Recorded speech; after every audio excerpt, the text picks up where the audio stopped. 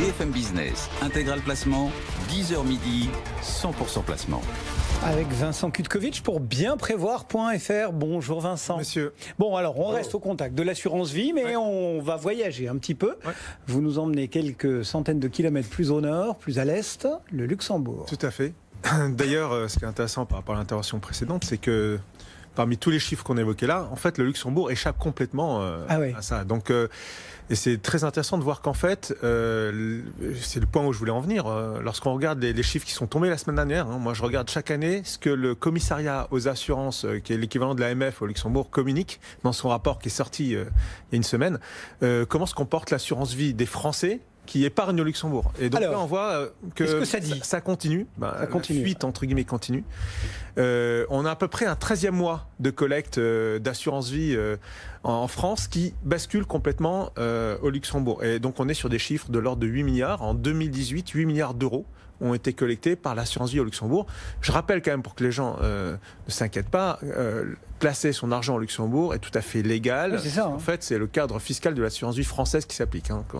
Voilà, c'est pas illégal, il faut juste le dire dans sa déclaration comme d'impôt. déclarer un autre contrat d'assurance vie qu'on détient en France. Bon. Donc le sujet, c'est quand même que sur cette clientèle patrimoniale, pour reprendre l'intervention précédente, aujourd'hui, une alternative est justement d'aller au Luxembourg. La question, c'est pourquoi vont-ils au Luxembourg? Alors justement, quels sont les points les plus saillants à retenir et qui donnent du lustre un petit peu à ce contrat luxembourgeois? En fait, je pense qu'il y a toujours un effet contextuel. Le contexte a évolué ces dernières années, mais il y a un point commun depuis 2016-2017, c'est qu'en fait, il y a régulièrement des accélérateurs de l'assurance vie au Luxembourg. Premier point, c'était la loi Sapin 2 qui a été promulguée en novembre 2016. Et donc, il y a premier coup de boutoir, si on peut dire, qui a un peu fait peur aux épargnants patrimoniaux qui envisageaient avec peu d'envie le fait que l'État puisse à un moment bloquer les retraits sur un contrat d'assurance vie pendant 6 mois au total. Donc ça a été le premier coup de boutoir. Deuxième coup de boutoir, et on l'a vu... Alors que un fonds en euros détenu dans un contrat d'assurance vie luxembourgeois sera soumis à Sapin 2. Mais c'est là où c'est intéressant, c'est qu'en fait les clients patrimoniaux qui vont au Luxembourg, en fait, ne font pas de fonds euros. Il n'y a pas d'intérêt à aller faire du fonds en euros au Luxembourg.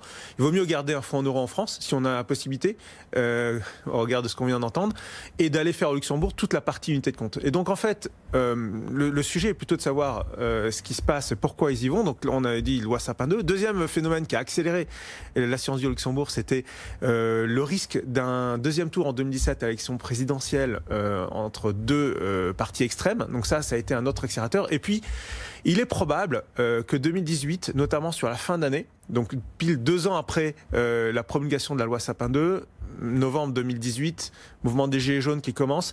Et là, en fait, ce qui est apparu chez la clientèle patrimoniale, c'est de se dire, bon, finalement, est-ce que le gouvernement va tenir, est-ce qu'il va faire face aux pressions sur les réformes? Et en fait, contexte juridique instable en France, également risque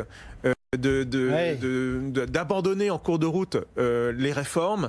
Ça a encouragé un certain nombre d'épargnants à se dire, bon, cette fois-ci, j'y vais, je complète, soit j'ouvre un contrat d'assurance vie. Vous nous dites, il y a des intérêts, certainement pas pour faire du fonds en euros, plutôt pour faire vraiment une stratégie patrimoniale basée sur des UC, enfin des unités de compte, etc.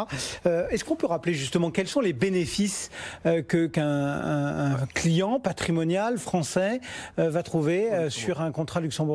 Généralement, c'est de la protection de l'épargne. La première motivation, c'est mieux protéger son épargne, puisque Luxembourg offre une garantie supplémentaire d'une certaine manière, ou un espace de garantie, je dirais, une logique de garantie. Premièrement, on l'a souvent dit, c'est le triangle de sécurité. Lorsque vous placez de l'argent au Luxembourg, vous ne placez pas vos fonds... Rien à voir avec le gilet jaune et les accidents de voiture. Voilà, exactement.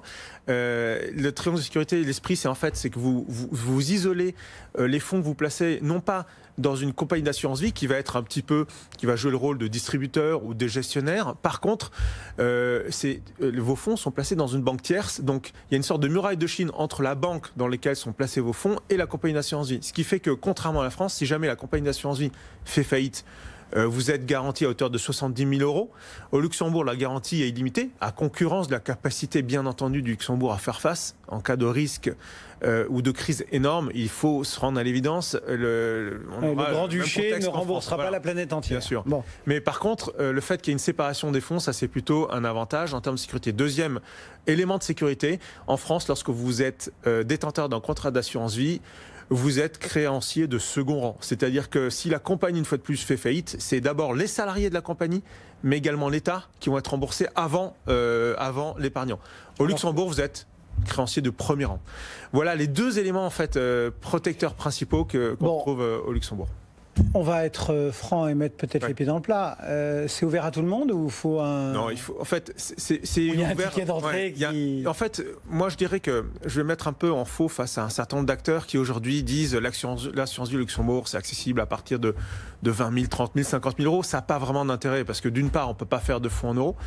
Deuxième chose, la gestion au Luxembourg, on ne l'a pas trop évoqué, mais c'est une gestion très sur mesure. C'est vraiment du sur mesure. On peut à peu près placer tout ce qu'on veut dans un contrat d'assurance vie au Luxembourg. Des actifs non traditionnels, du private equity, des titres de société immobilière. Donc le choix des possibles est beaucoup plus large qu'en France. Cependant, ça a un coût. La gestion est plus importante. Donc en général, il faut avoir en tête que c'est à partir... La réglementation au Luxembourg évoque le fait que souvent on puisse accéder aux fonds dédiés à partir de 125 000 euros. Mais en réalité, les contraintes, lorsqu'on rentre dans le détail, sont beaucoup plus importantes. Ça s'adresse vraiment à la clientèle patrimoniale. Et je dirais que le minimum pour que ce soit vraiment intéressant, c'est autour de 250 000 euros.